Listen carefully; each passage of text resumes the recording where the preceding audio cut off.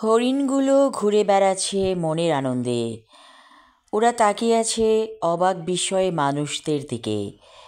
কেমন করে মানুষ হাঁটে চলে, মানুষ ওদেরকে দেখছে এবং ওরাও মানুষকে দেখছে। অদ্ভুত সেই তাদের দৃষ্টিগুলো। বন্যেরা বনের সুন্দর, শিশুরা মায়ের কোলে। এই কথাটা এখানে বলতে চাচ্ছি। আমার কেমন যেন মায়া হলো ওদের জন্য। ওদের তো ছোট্ট গণ্ডির মধ্যে বন্দি থাকার কথা নয়, কি দুর্ভাগ্যক্রমে এদের জীবনটা আটকে গেছে ছোট্ট গণ্ডির মধ্যে। যদি ওরা বনে থাকতো তাহলে আপন মনে ঘুরে বেড়াতো, হয়তো বা বাঘের পেটে চলেও যেত কিছু কিছু হরিণ। তবু যে যাই হোক না কেন, আমার মতে বনের প্রাণী বনেই সুন্দর।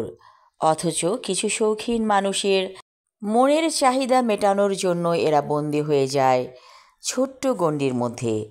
ঠিক এরকমই একজন শৌখিন মানুষ তাদেরকে এখানে পেলে পুষে বড় করছে। তার সেটা ভালো লাগা, এবং অনেক মানুষ এগুলোকে দূর থেকে দেখে।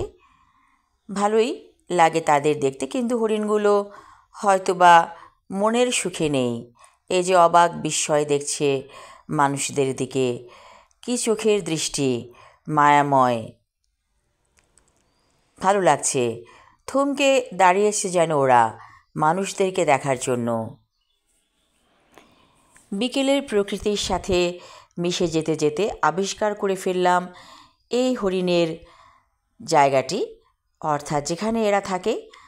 তো আমার সাথে যারা ছিল মহিলারা, তারা আমরা এখানে এসে পড়লাম এই হরিণগুলো দেখতে। ভালোই লেগেছে ওদের চলাফেরা দেখে। কি সুন্দর করে আল্লাহ তাদেরকে সৃষ্টি করেছেন। আল্লাহর সৃষ্টি কত সুন্দর। চোখের দৃষ্টিটা খুব ভালো লেগেছে হরিণের। আর ওদের শরীরের যে ফোঁটা ফোঁটাগুলো, সেগুলো ভালো লেগেছে। আসলে হরিণ খুব সুন্দর একটি নিরীহ প্রাণী, দেখলেই মায়া লেগে যায়। আসলেই ওরা নিরীহ, ওদের চলা অন্যরকম। ভালো লাগলো বিকেলের প্রকৃতি। এই যে এখানে একটি কমলা গাছ আমরা দেখতে পাচ্ছি, কমলা ধরে আছে। বিকেলের প্রকৃতি ভালোই লাগলো।